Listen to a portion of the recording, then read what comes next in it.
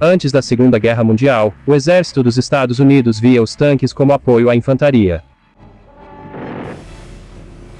A missão de enfrentar outros tanques ficou a cargo dos veículos caça-tanques.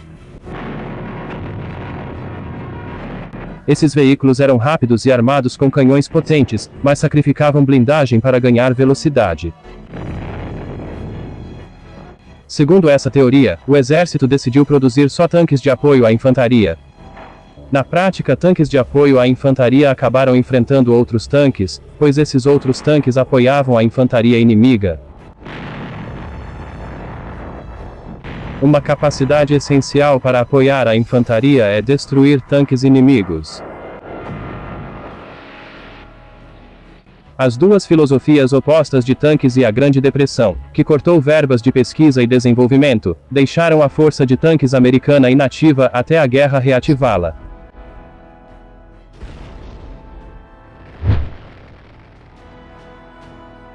Observando os acontecimentos na Europa e na Ásia durante a Segunda Guerra Mundial, os projetistas de tanques americanos perceberam que o tanque leve M2 do período entre guerras estava se tornando obsoleto, e começaram a aprimorá-lo. O projeto aprimorado, com blindagem mais espessa, suspensão modificada e um novo sistema de recuo do canhão, foi chamado de tanque leve M3, ou M3 Stuart. A produção do veículo começou em março de 1941, e continuou até outubro de 1943. Os Stuarts foram usados pela primeira vez em combate no norte da África pelas forças britânicas na Operação Crusader. Os Stuarts foram os primeiros tanques tripulados por americanos na Segunda Guerra Mundial, a enfrentar o inimigo em combate de tanques, sendo usados nas Filipinas em dezembro de 1941 contra japoneses. Modelos seguintes tiveram blindagem superior. Também era difícil girar a torre e combater nele.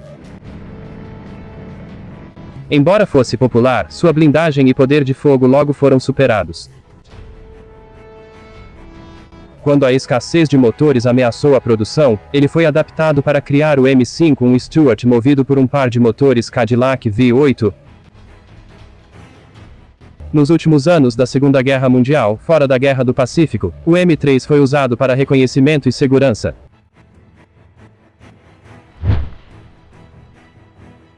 O M24 Chaffee foi projetado para substituir o antigo e obsoleto tanque leve M5 Stuart, que era usado em funções suplementares. As tripulações gostaram do desempenho fora de estrada e da confiabilidade aprimorados, mas o que mais apreciaram foi o canhão principal de 75 mm, que era uma grande melhoria em relação ao 37 mm do M3 e do M5. A blindagem leve do M24 o tornava vulnerável a tanques inimigos, canhões antitanque e armas antitanque portáteis. O Chaffee chegou à Europa em 1944 a tempo de participar do avanço para dentro da Alemanha. Ele teve pouco impacto na Segunda Guerra Mundial, mas depois foi importante na Guerra da Coreia, mostrando-se uma máquina de combate eficaz.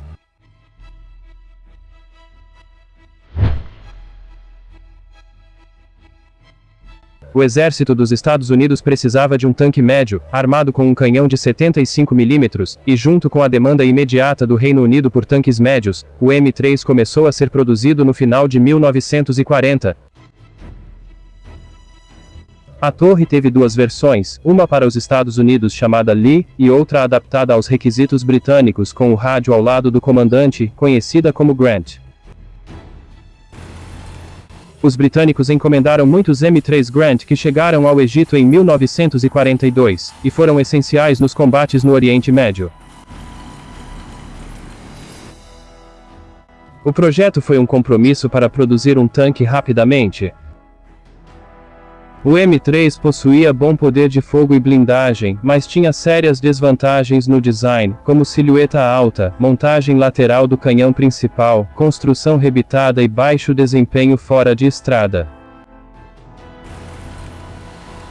A versão americana juntou-se à sua prima britânica no norte da África no final de 1942 durante a Operação Tocha. Fora essa participação na guerra, ele foi usado principalmente para treinamento. Seu desempenho geral não foi satisfatório, e o tanque foi retirado do combate na maioria dos teatros, assim que o tanque M4 Sherman ficou disponível em maior quantidade.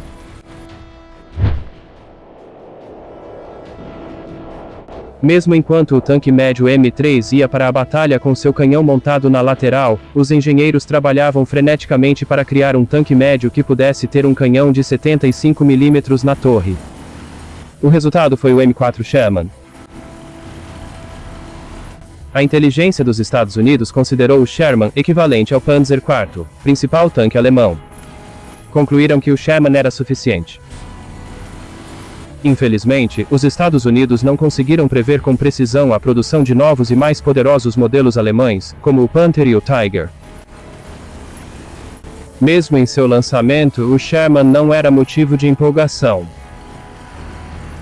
A proteção não tinha nada de especial e exigia melhorias constantes, como uma polegada extra de chapa de aço soldada ao casco para proteger a munição do canhão principal. O canhão de 75 mm do Sherman também não era nada especial. Ele era ineficaz contra tanques alemães mais novos, como o Tiger e o Panther. O canhão era mais adequado para destruir alvos menos bem armados, como semi-lagartas, artilharia e infantaria. O Sherman não era o melhor tanque, mas, devido à produção eficiente dos Estados Unidos, acabou sendo o mais fabricado. Os Estados Unidos construíram impressionantes 50 mil tanques Sherman entre 1942 e 1945. A maioria foi para o Exército e o Corpo de Fuzileiros Navais dos Estados Unidos, que se expandiram muito na guerra. Washington forneceu 22 mil tanques às forças aliadas. O Reino Unido, as forças francesas livres, a Polônia, a Nova Zelândia, a China e a União Soviética, todos utilizaram os M4 Shermans. Para garantir alta produção, os gerentes minimizaram as mudanças de design. O exército sabia que tanques alemães e soviéticos cresciam em tamanho e poder, mas os Estados Unidos teriam dificuldades para acompanhar. Os tanques alemães e russos na frente oriental eram transportados de trem, enquanto os americanos precisavam ser embarcados e desembarcados de navios cargueiros, um transporte mais caro que impunha várias restrições ao design e à produção dos veículos. Tanques mais pesados teriam causado problemas para os americanos.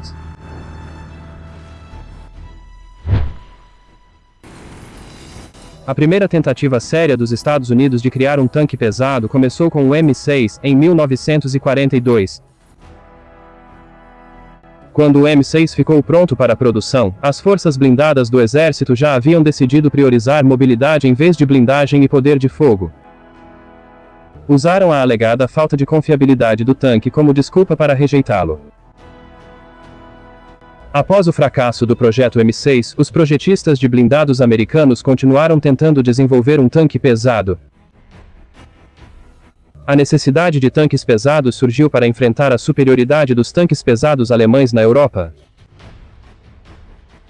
Após vários erros, eles criaram o M26 Pershing, um tanque pesado com blindagem espessa e um canhão de 90 mm que podia rivalizar com os famosos canhões alemães de 80 e 8 mm.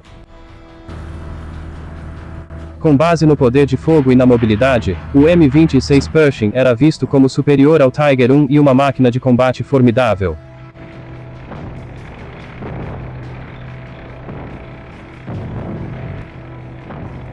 As forças terrestres do exército resistiram à nova arma, tornando-a fonte de conflito político nas forças armadas.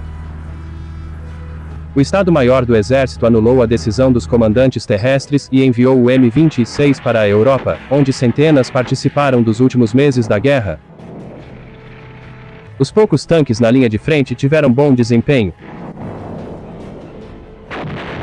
Nos combates ao redor de Colônia, o M26 superou os tanques Panther alemães, mesmo que o novo veículo americano fosse submotorizado e menos confiável do que o Sherman.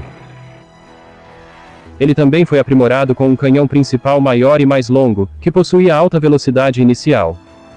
Com esse canhão, o chamado Super Pershing podia penetrar a blindagem dos tanques Panther inimigos a 2.400 metros. Apesar de a maioria dos tanques americanos ter menos poder de fogo e blindagem que os pesados alemães, conseguiram seguir lutando. Com a ajuda de uma considerável superioridade numérica, maior confiabilidade mecânica, melhor apoio logístico e o suporte de um número crescente de caças-bombardeiros e peças de artilharia.